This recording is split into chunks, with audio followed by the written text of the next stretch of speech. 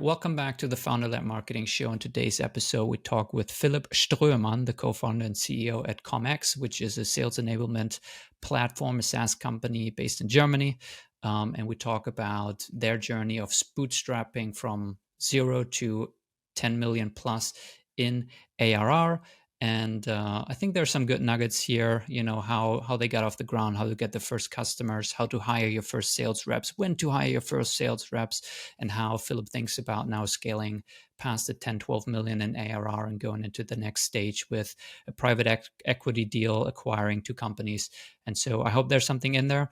If you have any feedback or comments for me, let me just know on LinkedIn. And now enjoy the episode with Philipp Ströhemann.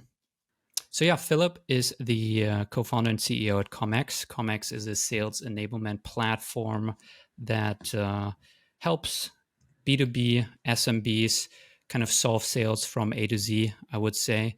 And so I first met Philipp in 2020, and I mean, I don't know, on LinkedIn, there's ads on YouTube, and I think you guys are one of the success stories in the, German speaking in the DACH area for scaling SaaS business, especially Bootstrap, which is always harder than if you get like 10 million in funding to fuel your growth. And so today we want to unpack that a little bit. So yeah, Philipp, was it a good kind of one sentence, two sentence thing, or did I miss anything on kind of your role and then what ComX is? How would you phrase it right now of what you guys do? Right. First of all, thank you so much for letting me join. I think I have to say this right now, and then please, forgive me for that. But like being on LinkedIn Live was such a nerve wrecker over the past 24 hours. So just for the full record, I was actually supposed to come on a podcast. Now we're live. So thanks, Finn, for adding a little extra spice in Q4. So let's see how we can get this done. But thanks so much for the intro. I didn't hesitate. Once it was super nice also to hear from you. We haven't chatted in a while, so I think it was also a nice opportunity to catch up. In terms of the intro, Philipp, around 36 years old, married since last year to my wife Kira, staying in Kreuzberg, used to stay in Copenhagen and Cape Town, and have been busy building ComX with our two co-founders, Christoph and Pete, which was a bootstrap story. We made it our mission to consolidate fragmented B2B sales processes into one seamless data-driven approach, because we believe sales is quite important. And we learned early that SaaS and tools and technology is one part of that obviously has to be dealt with, but that also internal processes and people, and hence also service-side offerings that we did with ComX that were also quite relevant. And we're doing this, number one, through helping companies in the B2B market with very technical products to find their ICP, the ideal customer profile. We work a lot with data there. We understand what's the most compelling niche. We help with messaging for outbound messaging to landing pages to anything. And we help with sales consulting. So we look at the funnel, understand if the offer is validated and actually ready to scale. And there's many more things to come next year. My role was always sales and marketing as a founder. Today, I'm basically managing director with my co-founder Chris, and Pete does product, and I'm mostly involved now actually building the next ComX, which is also, of course, offer packaging, but also working with our two new daughter companies, 10x and GSL. One is a technology company that will help us to go multi-channel across LinkedIn, email, and any channel you can think of, and the other one is a service company that will be established as our consulting arm. So kind of busy with that.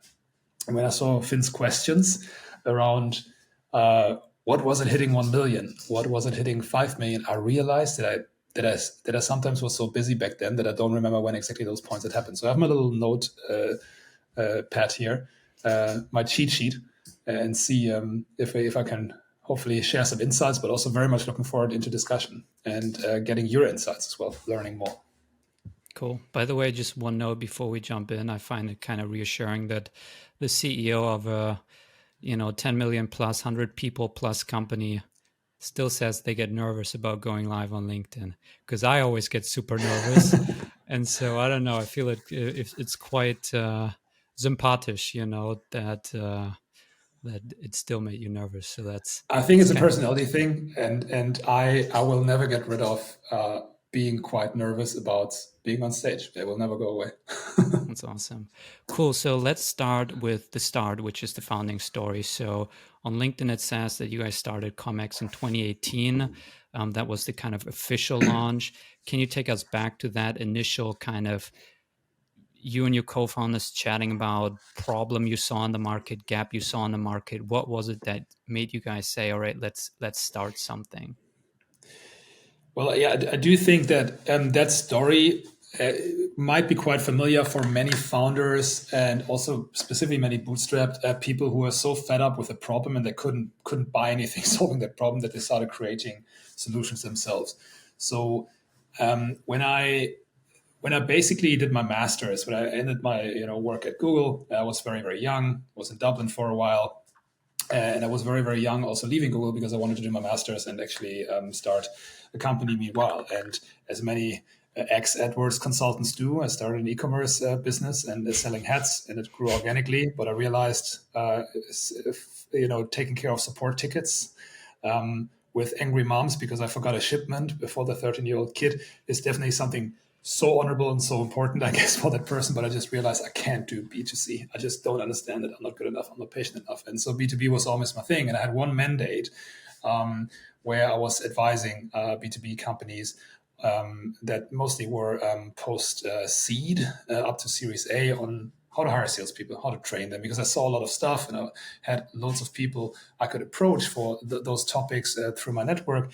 And I was just entering in this learning journey of how to do that. And this was all happening in Copenhagen because this was where we studied.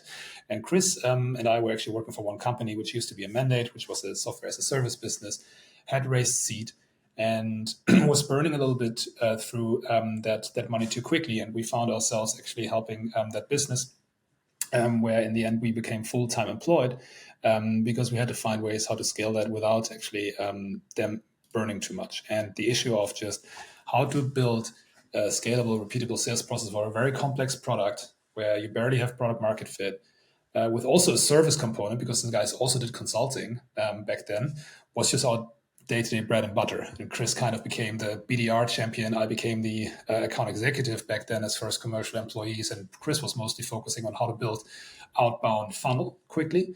And I was mostly figuring out, okay, how do you package something that people don't really know that exists? So innovation software, very broad term. How do you package that? How do you make it approachable? And while this business was actually hoovering and almost tanking, we found a way how to move them from post Series A, sorry, not post seed, where they burned a little bit too much cash, to actually hoovering and becoming profitable. And people had heard about that.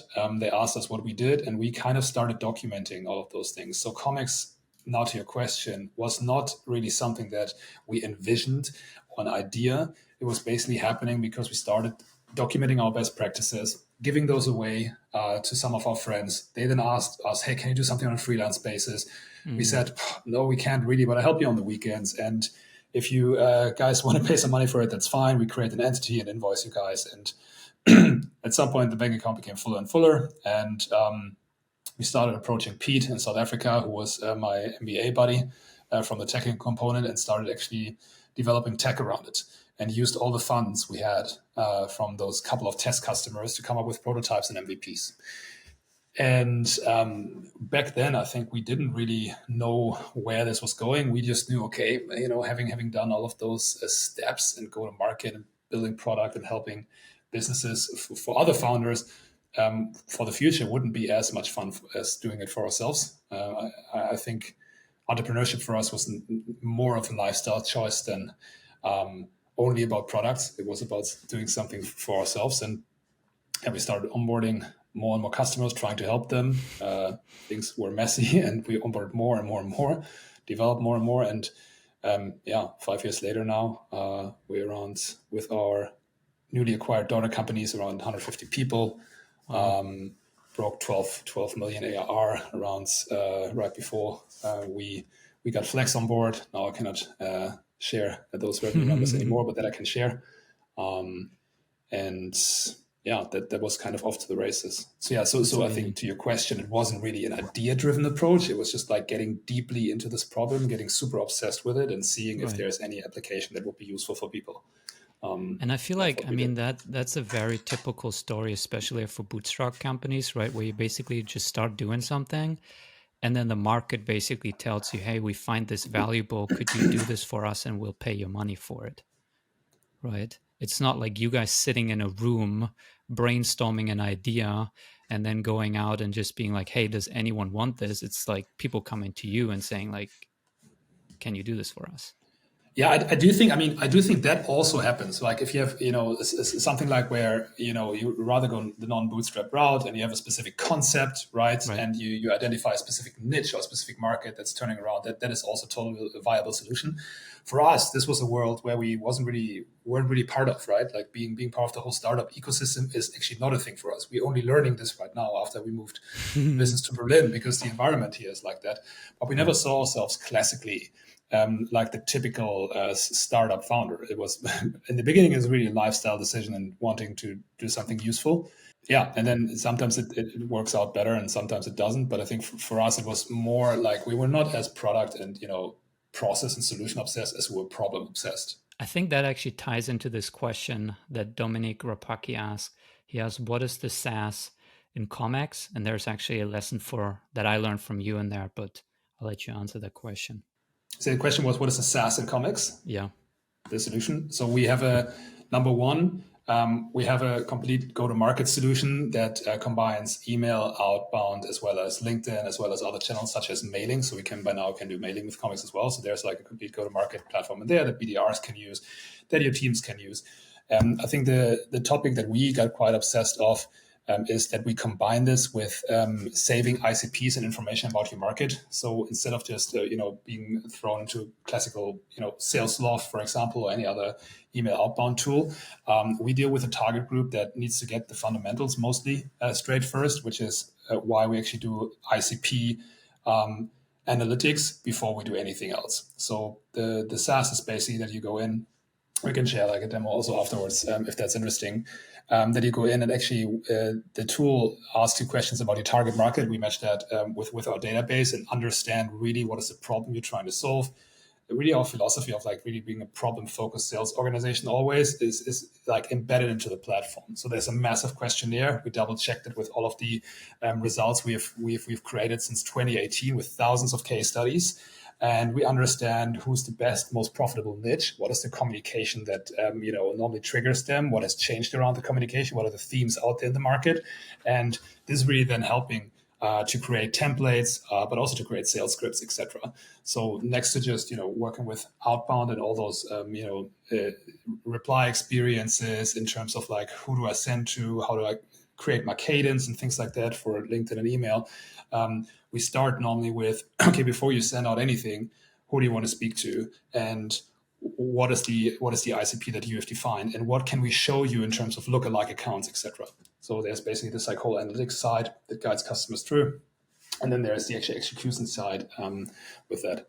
And that is basically where we build a SaaS product. And then we have the customer success team working with our customers inside of that. And then there's different service levels. So some people need more support and more management, and others can basically do it pretty much as self-service. Do you guys leverage AI? I feel like that's kind of like, at least in the US market, what I see is like you have to use AI in your software tools. I mean, of course, it's a topic. The biggest topics we have right now is, of course, and this was essentially the first vision we had for ComX. Like, and I think we still have it sometimes. I think our YouTube channel is still called that because when we did the first MVP. Was like the grand vision though. AI will do all of your sales. I'm actually doing a webinar next week to tell you why AI is not applicable for all of the parts, but you have to know where to use it. But yeah, sure. So we do we use it for template generation, but we're doing this since a while, and we do it, of course, for big data queries and understanding targets markets. And I think there's like many more applications we could think of right now, but this is probably the ones where it finds the most application. Although I have to say, when in 2017, 18, it was just such a buzzword. Now the applications become a lot more clear. And in the end, my feeling is that, yes, LLMs, for example, can make your work with copy so much faster. But at the same time, it also commoditizes just text. So you have to find your new angles anyways.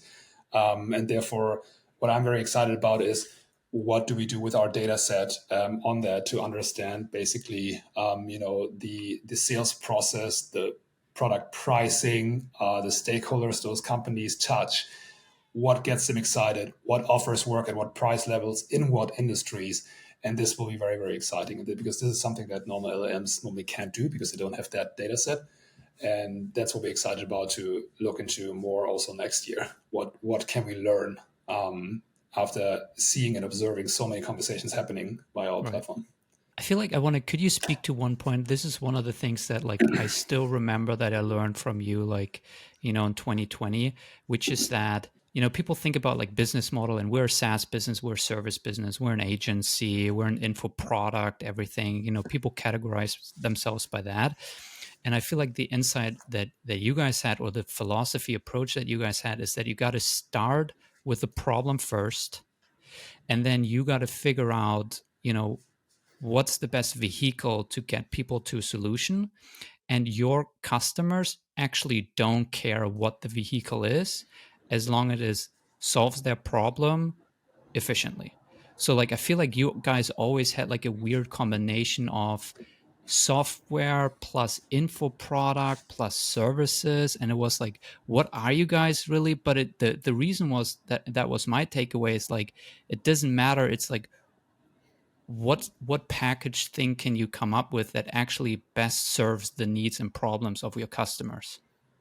Right. And I think we almost went dogmatic about this, right? We kind of made it a fun experiment to see, okay, we do not see in our margins that there's issues with scale. We do not see it in our operations that there's issues with scale. So why not make service actually part of our core offering? And there are elements, I think, where you definitely, going forward, look at certain limitations, but then it also kind of depends on what market you are. I think the sales enablement market, when I see there's like hundreds and hundreds and hundreds of service providers, such as agencies, as well as, trainers. Now there's coaches in the information product stuff, and it's all totally fragmented.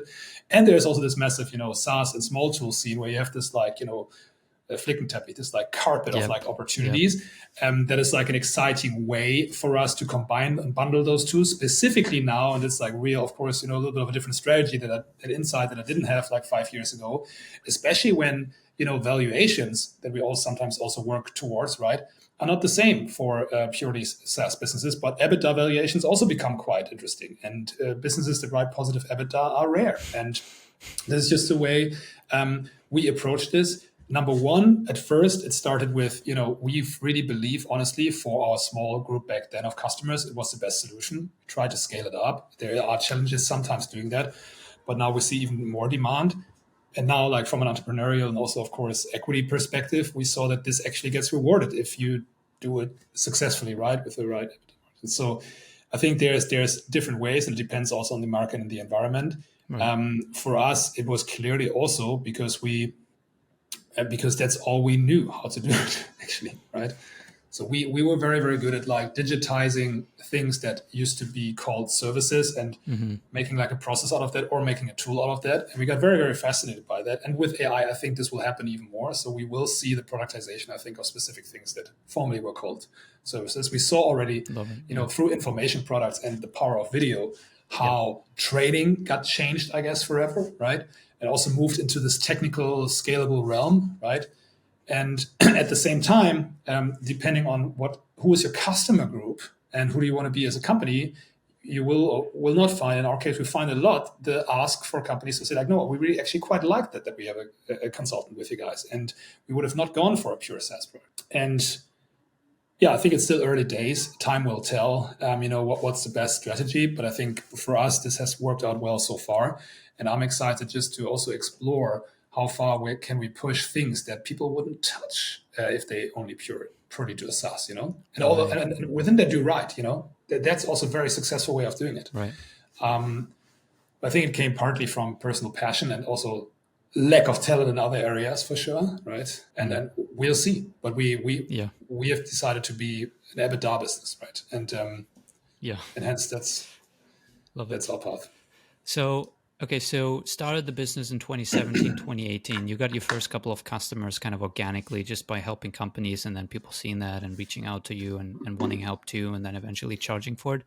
Do you remember when you guys hit the kind of like 1 million recurring roughly?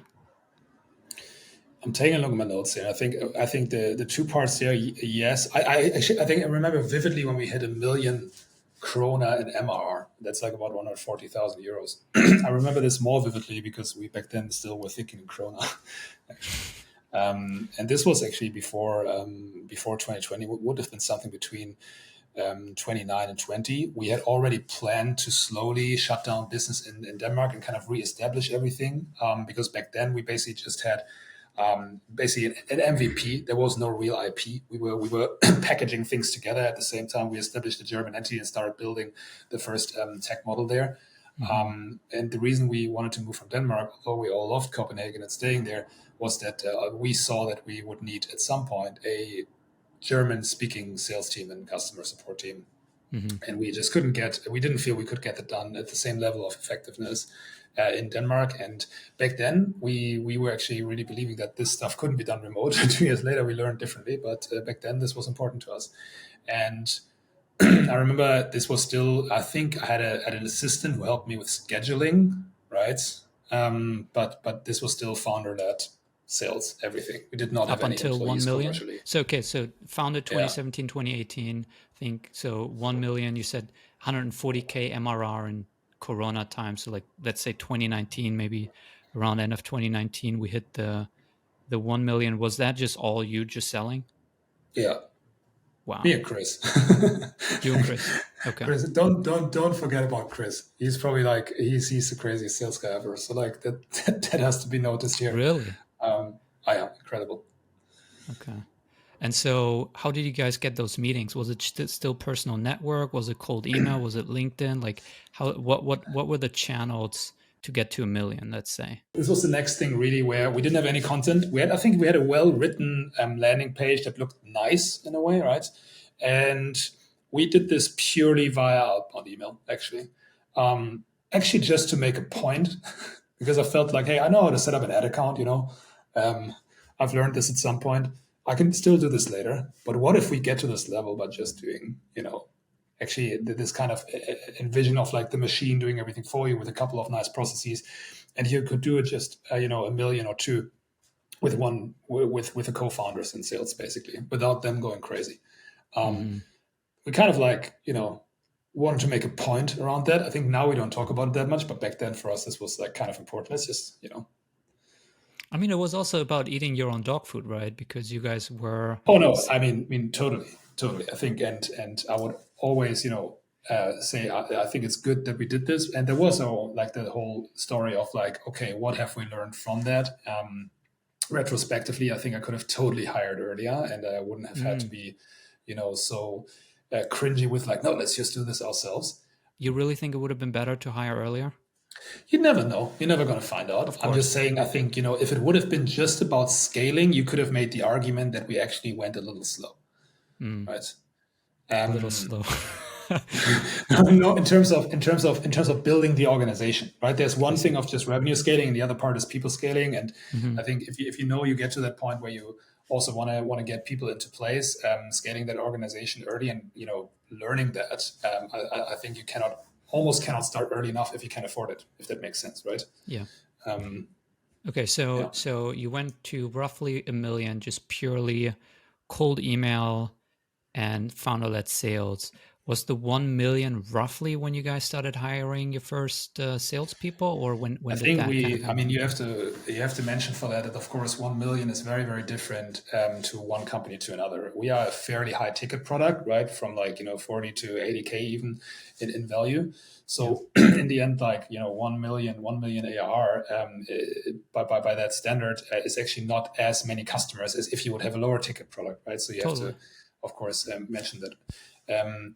So in terms of units sold, I think we've been. Let me just look at my notes here. I think around 2020 we were already past the 2 million, but it was also that I think because our ticket was a little bit higher. Those phases that people speak to, I think, going to one was a biggie because that was the first indication of product market fit, I guess. But then going from 1 to 2, even though that's doubling, it probably just went by like this. Same from like. I would say the big You jump mean because afterwards was then you raise hiring your a team. prices a lot? And so it was just not a lot of additional customers, or because you just feel like, so, 2 million in revenue, that's 160K MRR. Right. I think your monthly was like around 5K at that point, something like that.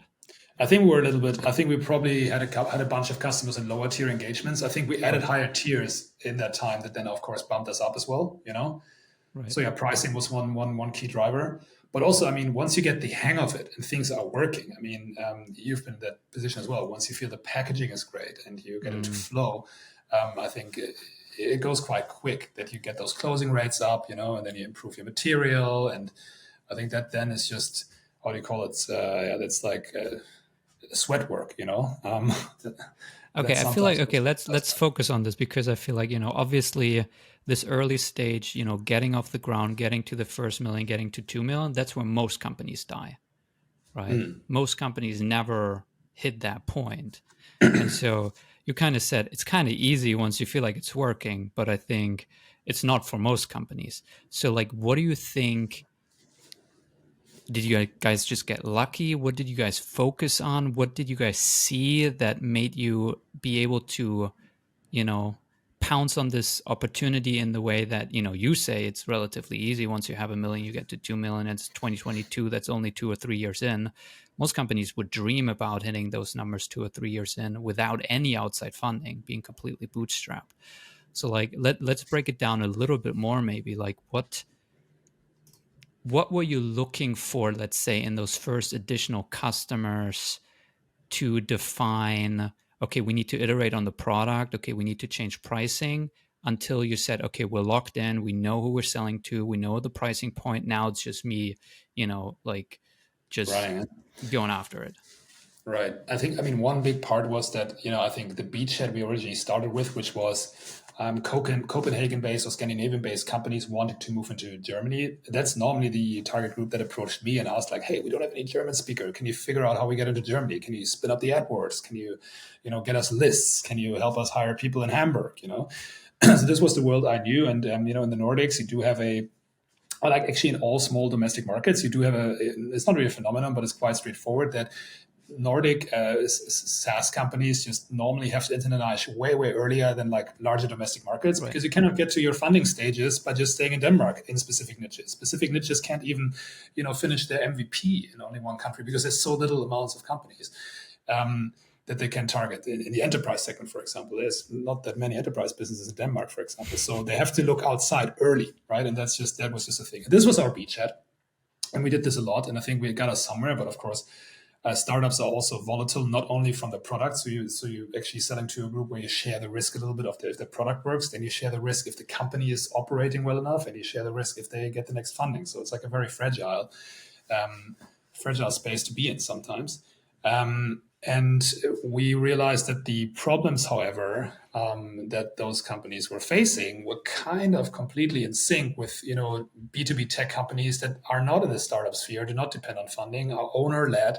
Maybe they're 50 people, maybe they're 10 years, 20 years old, and they just haven't really gotten around to establish a proper sales process. And I think that ICP shift from beachhead, where we had to learn a lot, into a direction where there was just no better payment morale, actually more perceived value as well, because they normally, like, so for if you have SMBs in Europe, they were willing to pay a little bit more for our advice, for example, because they were less digitized.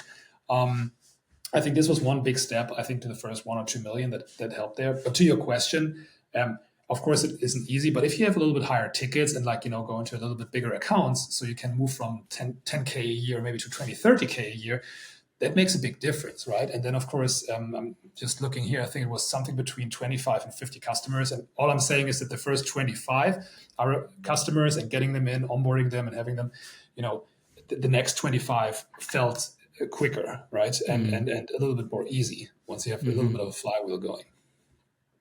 So, what would you tell someone? I know we have the later stages, but I feel like I just want to focus on this stage. What would you tell someone?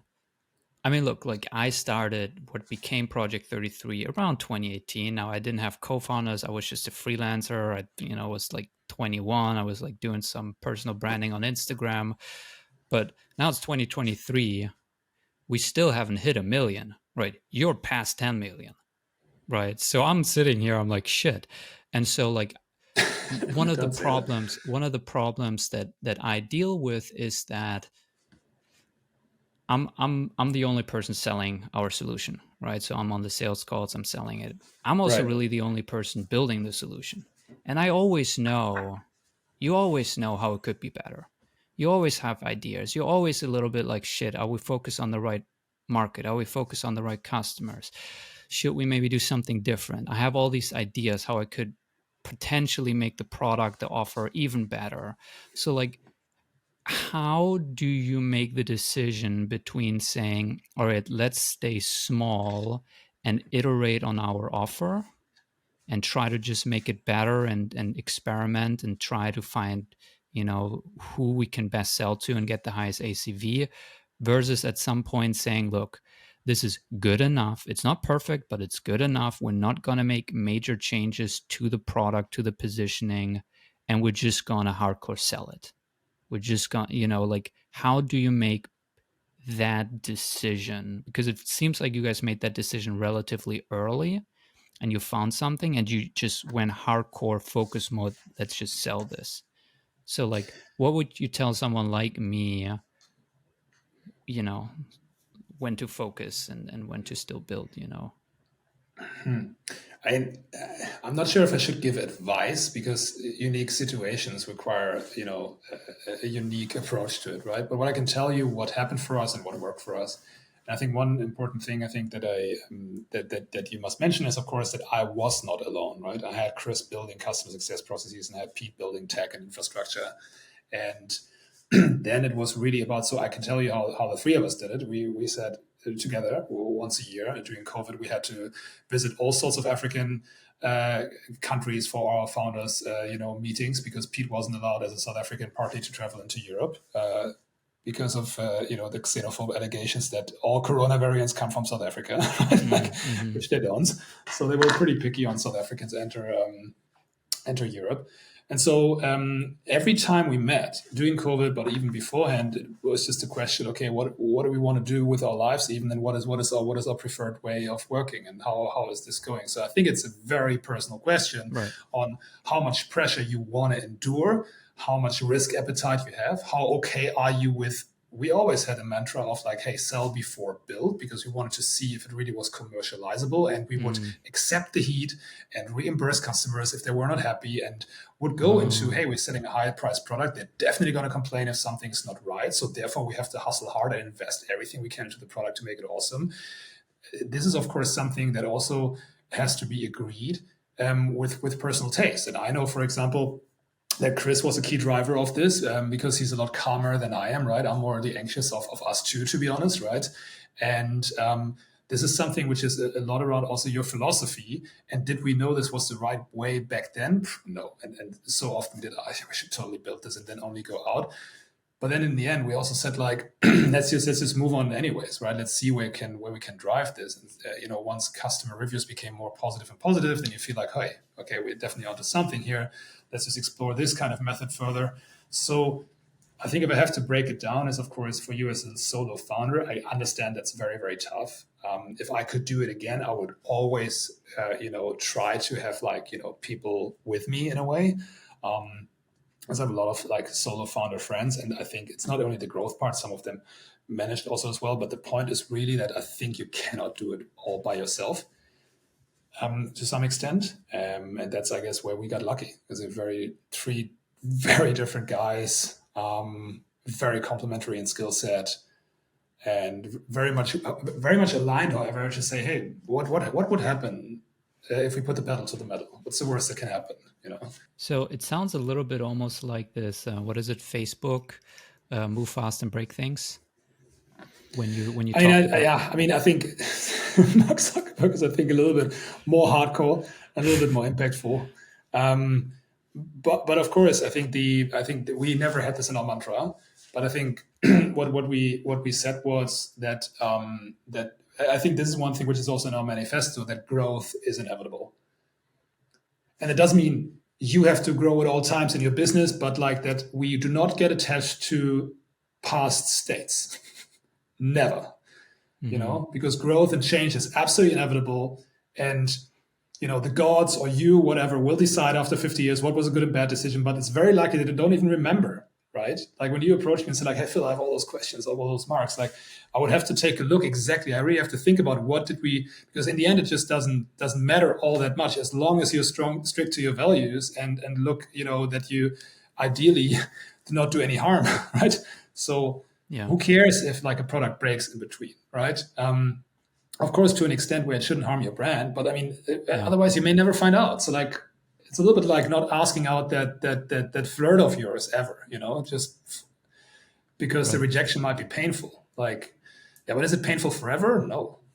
We want to know, So right? I want to double click on the reimbursement part because, the business owner in me, one, super respects it, saying like, look, we're probably going to fuck up sometimes. We're probably not able to deliver, but that's fine. We'll able to reimburse people and kind of refund people. And it's worth it because that allows us to go fast.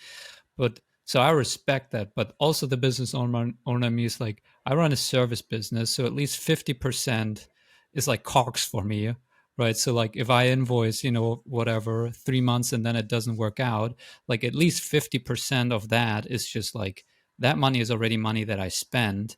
So like, do you refund 50% of that? Do you refund 100% and then you just eat the 50% of costs that you kind of, threw down the drain? Like, uh, how do you approach that? Like, that sounds great, but it also sounds so risky and scary, Totally.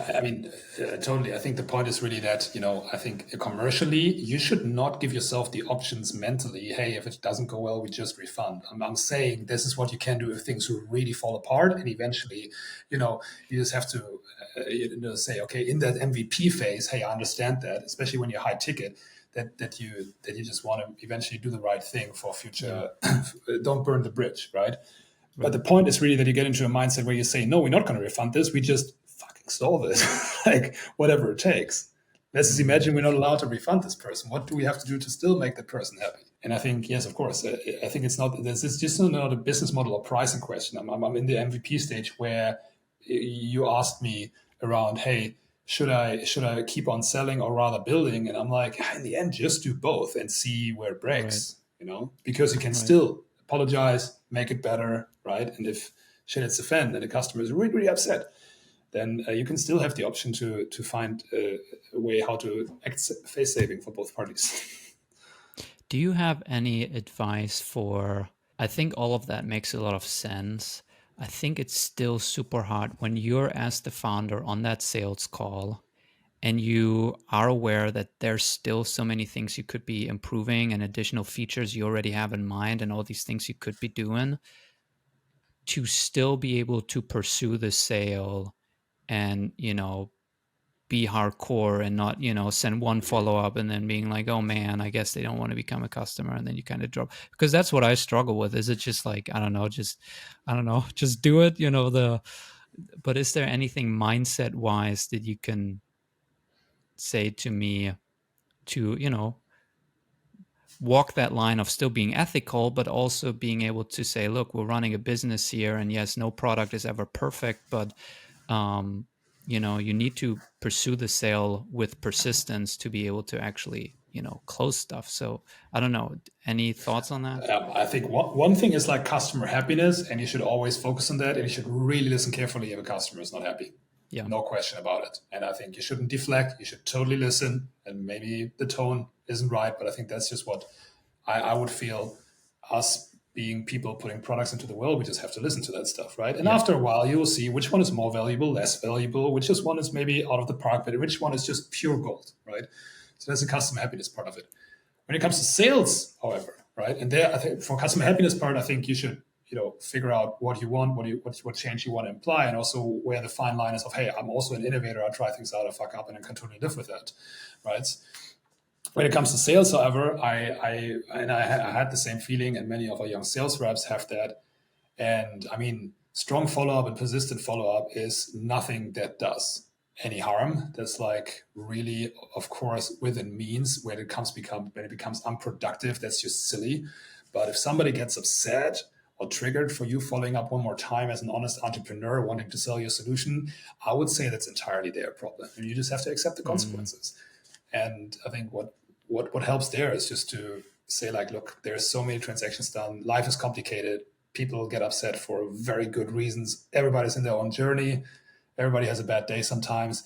And I think I wouldn't start making this so much my problem if I have a clear goal and I want to go for it. Right. Okay. So just get over yourself.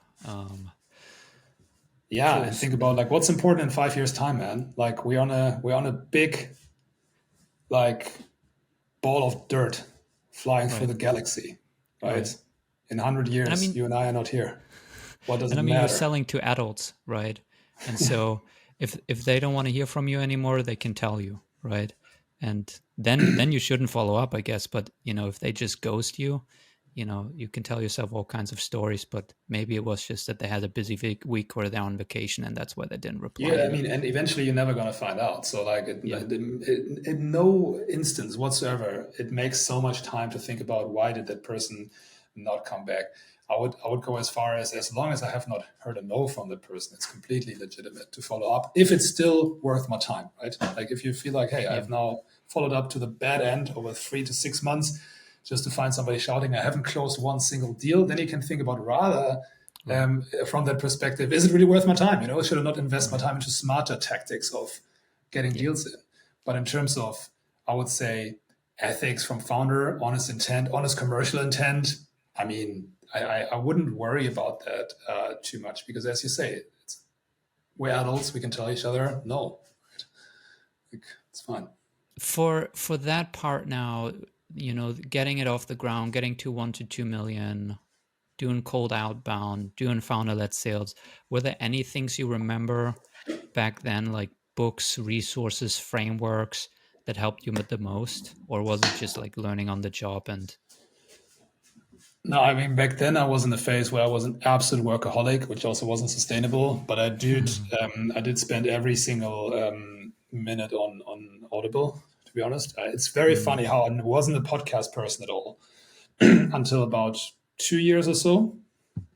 I think the All in Pod converted me altogether. Like this was just like my part of my like podcast stars. It wasn't really my medium beforehand.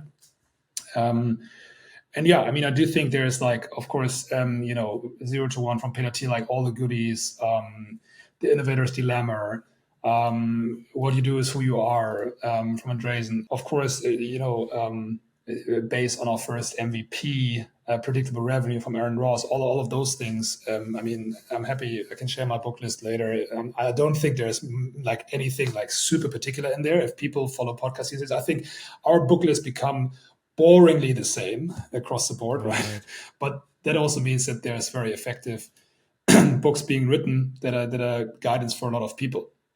But to your question, yes, a lot of stuff I got from books, a lot of stuff Chris and I got from advisors, early help. We were very much on the bandwagon of when in doubt, go out. It's also a ComX principle. Like it's not an issue in not knowing. I think it's just an issue not recognizing that you don't know and then start making hypotheses and Mm, wanting to be right. hmm. So in the end, we had this rule in Founders where we were not knowing what we were talking about, we would not discuss it. And somebody would take ownership of the problem and then find out, and then another person could research and challenge that what was found out with a different piece of research. But we would stop debating stuff we just had no data on altogether. Oh, I love that. All right, so let's focus on the next stage. When did you hire your first salespeople? So we landed in January 2020 in Berlin. Chris and I moved into an Airbnb apartment. He convinced me to move in together. I was like, dude, we've been traveling so much right now. I'm not sure if I want to do this moving thing. And he was like, no, it's going to be good. Trust me. We moved into this Airbnb in Mitte, I think close also, I think where you've moved, close to Yeah. Wienerstraße. And it was we didn't like to leave Copenhagen. I am heavily winter depressed and overworked like crazy. I'm like, yeah, totally keen to go to Berlin in January. What a fucking nice idea. Beautiful month. Beautiful. And then we kicked it off there. Set up shop, rented a co-working space, and started basically hiring. Did this also, funnily enough, via LinkedIn outreach, and hired Mm, those first three amazing guys. Dennis, still with us today, a sales manager. Levin actually now went on his own entrepreneurial journey, but he was with us for more than 3 years until last month. And Niklas, who was customer success and great guy, but actually not the right fit. We found out that year. And then we kicked it off because this was the kind of the main idea. Okay, what we have to do next? We needed to get Chris out of customer success and Phil out of sales, basically, right? So the whole principle was, okay, how can we find out if that redundancy piece happens? And mind you, this was still bootstrap. We didn't have those classical growth paths of like, yeah, then we do Series A and stuff. It was always for us, okay, if we can do this, only then we go to the next phase. If we can do this, then we go to the next phase. And this was in the beginning of 2020. And if I look at my notes, there was this big dip in revenue because I got distracted, right? And I was setting up shop, looking at offices, yada yada. So in the end, I just did less demos, and I was distracted. Yeah. So and Chris and I were both. So some customers lost, etc. And then we found this huge heap once we started handing over. I think they started in April. The first deal of them took, I think, until, with my support, end of May, middle of June. So a good 2 months of training, which right now is crazy. Right now we have like people closing over the first month really when they join us. But yeah, this was like kind of like the first time we felt like, okay, now we have to like in South Africa it was different, but from the commercial unit we did have no employees, right? So Right. this was the first time where we started that, and the goal was basically just getting Phil and Chris redundant. We always call it redundant. So do you feel like that was the right timing to bring, those 3 people on? Should you have done it? Well, you mentioned earlier, maybe you should have done it earlier, but looking back, would you do it differently now? I mean, I think if I would have done it again before, like, so if I would do it again, I would have done the whole people placement thing a little bit earlier, just to learn how to do it. Because we pushed ourselves to that effect that we wanted to grow at the same pace and just double, triple, while learning, I think, the whole people place in terms of sales, customer success, training, and we did not hire senior managers for that at the beginning, right? So I think I could have done it earlier. I think I could have had a couple of more seniors directly on the team if you can afford it. Right. But I think it's also the bootstrapping journey to go step by step. So I don't regret it. And we will never find out if that would have been better. But retrospectively, I felt that we could have been a little bit more bold at adding a little bit more people and sometimes more senior people to the team to also have more choice and see how people perform against each other in terms of creating healthy competition and really building a culture and like which is stuff we've been busy with over the last 2 years, and doing that over an organization that already has grown is just more exhausting than letting it grow with you from early on. I think it's Jason Lemkin who says always hire 2 salespeople at the same time so that 100%. One you can kind of compare and they have some competition going on. You agree with that? 100%. Yeah. And it's also more fun. It's also like it's not there's a like from an entrepreneurial perspective, there's a competition piece. You do not know. It's like an A/B test, right? You do not know if the process is wrong if one person is not performing. You do not know if the process is great if one person is super performing. You want to see how they compare and contrast to each other. And then there's also the employee piece. Is also just nicer, right? It's nicer for personal growth to have colleagues. It's nicer to have like some nice competition and bouncing off ideas of each other. So. So we knew that. That's why we also got 2 straight away. And we should have done this for customer success as well, just more people quicker. What would you say, what should be the trigger to start transitioning from founder-led sales to hiring those 2 first reps? Is it like a revenue number? Is it just like purely there's too many demos on your calendar to handle? Is it like, what's the trigger to say, okay, let's move out of this and transition? Right. I think so. And this is also what I talk to customers about a lot. I think it's actually number of units sold back to back that are comparable to each other. So you can actually processize the moment when you realize, hey, I'm doing this now. My documentation is on point. My scripts are on point. I know exactly how to onboard a person. I think this is the point where that really makes sense. It's different for, venture-backed companies when you say, hey, I'm getting an experienced go-to-market guy and he or she hires a salesperson and he has his playbook, right? There's people like that out there. I used to do this, right? So there's people like that out there. They're pricey, but you can totally do that. From a bootstrap perspective, you can also do that if you have the cash. If you don't have the cash, I would look at the number is not only revenue. It's like if my revenue of 2 million came from 3 customers and one is 10K, the other one is 750K, the other one is 1.25, right? then like maybe, but I mean, maybe we have a topic here where, yeah, this is quite heterogeneous, right? Right. So, so what you want to have, I think, is like some sort of element of predictability in how the sales process and the purchasing process is going. And I think you want to have seen this for at least 50 times, the good and the bad, as a founder back to back. Because that's one thing which might be an unpopular opinion, because your buying center in B2B is where you're going to spend a lot of time. It Right. almost defines the possibilities of your business, right? If you are, unless you're in a mega trend, right, and the demand is just growing like crazy, endlessly. If you choose if you choose the wrong buying center in the beginning, right, there's like 3 steps back now. But this defines a lot of how commercially successful you're going to be. If I compare this like to the innovation management business, there's a reason why you do not have any innovation management SaaS companies which go beyond 50 to 80 people globally, because it's just not a thing. The buying center does not have enough money. It doesn't scale enough. There's a topic with sales cycles inside of specific parts of organizations which are harder to sell to. And the choice and the understanding of a buying center is absolutely everything, because that's what you craft your offers to. That's the stakeholders you need to convince. It's not always the users of your product. I get it. But commercially, you will have to understand that buying center absolutely inside out. And you have to understand why they go for your solution, why they don't go for your solution, why things take longer, what is hard for them, what is annoying for them. Hey, Phil, why do you send me all this nonsense? I cannot read it. I don't understand your offer. I don't understand your contracts. What the fuck is this? Right? You wanna have heard this, right? And you want to take it seriously. And if you haven't done this, I would say at least, no matter if you close deals or not, 50, 100 times back to back. I probably did it more than 1,000 times, that process, right? Like, then what are you going to train your people? Right. So it's selling the same type of offer at roughly the same type of price point to the same buying center many times. You said you kind of had the number of 50 to 100. So this is not 50 closed deals, but 50 No, no, times no. going By all through that means, no. process with a prospect or with a company.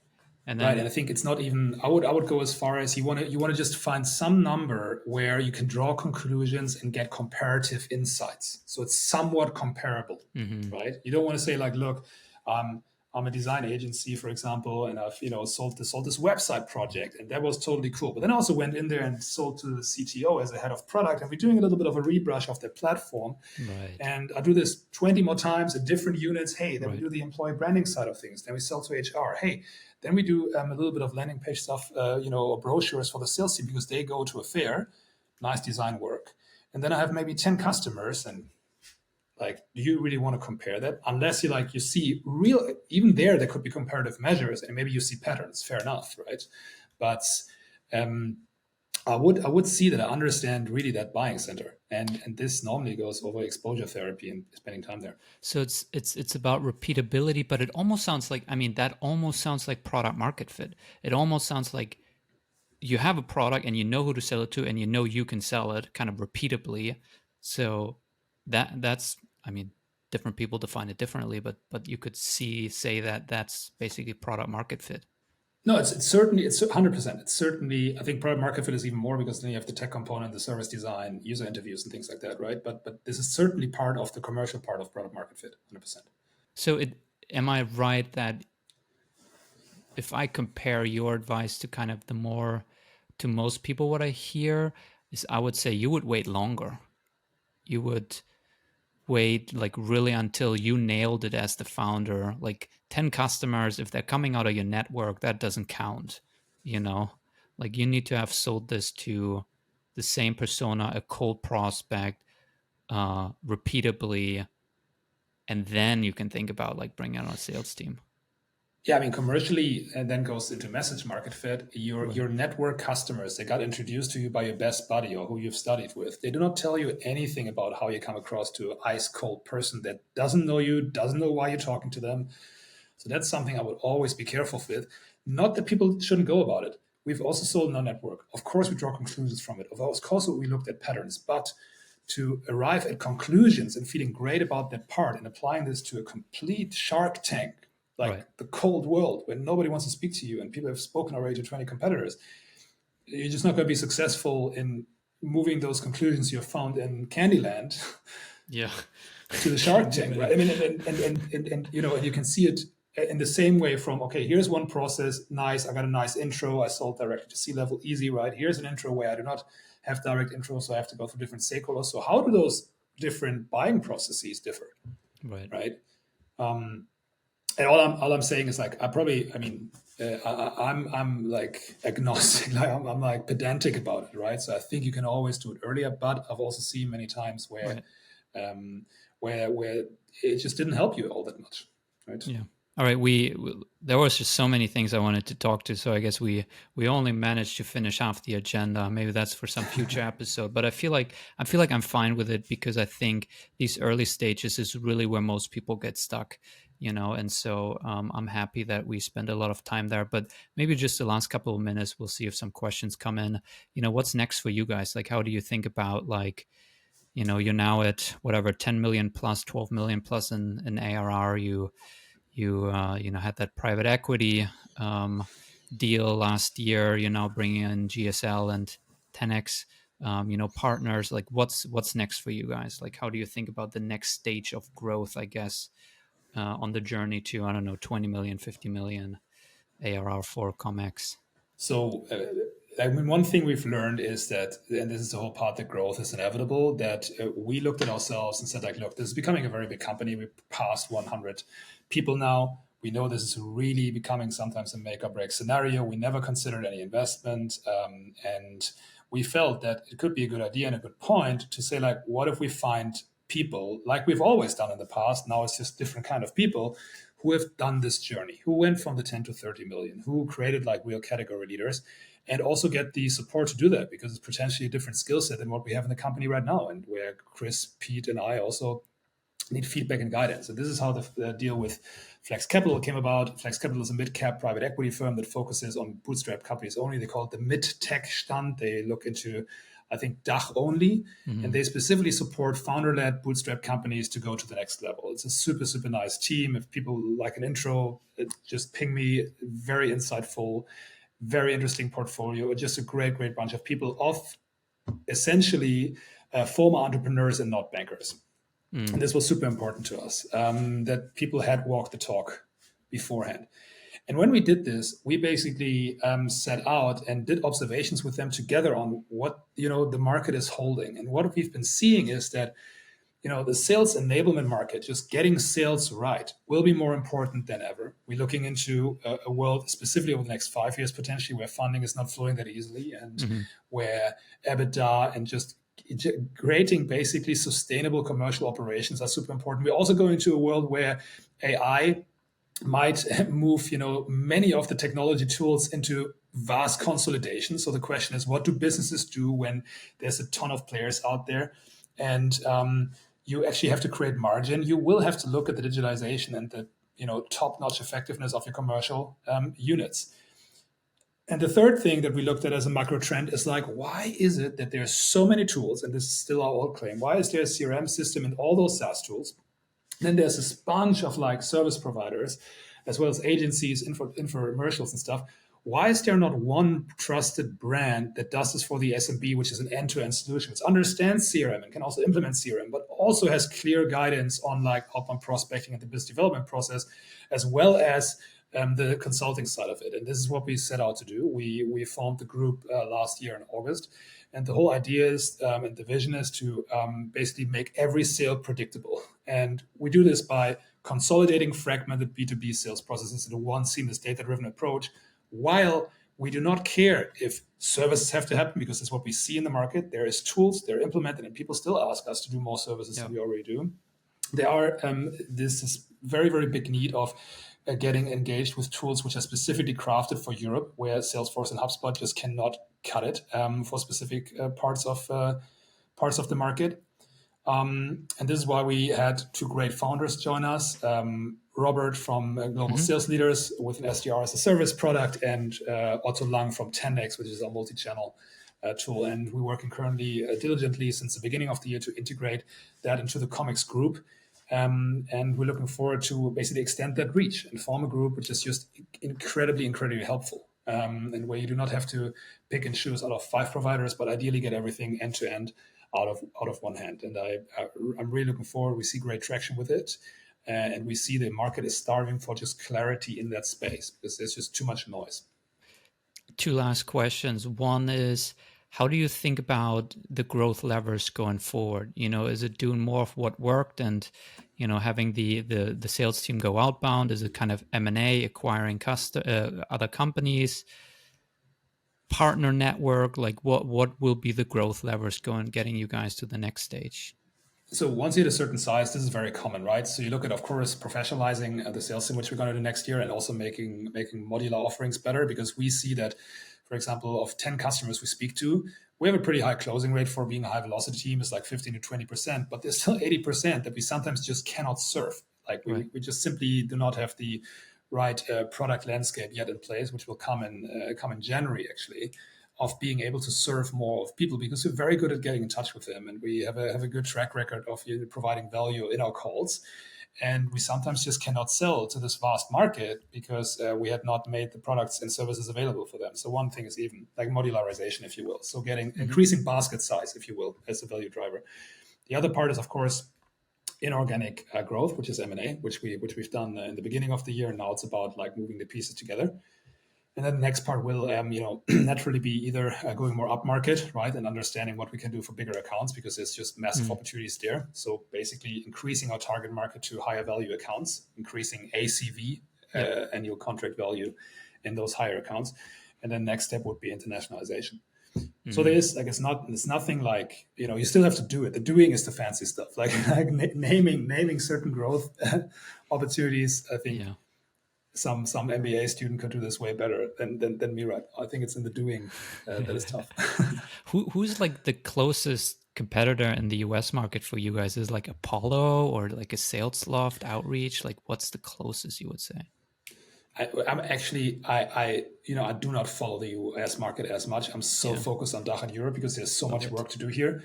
You would, of course, have companies like Apollo, which just did great advancements in terms of like prospecting, and we observed them very, very closely. The Salesloft is, of course, more in the enterprise space, a very Salesforce driven company, right, integrating very well. So we're going to meet them, I guess, once we go more up market. So those guys are around. We do not meet them that much in the SMB segments where we are right now, but we certainly will meet them to some extent once we go up market.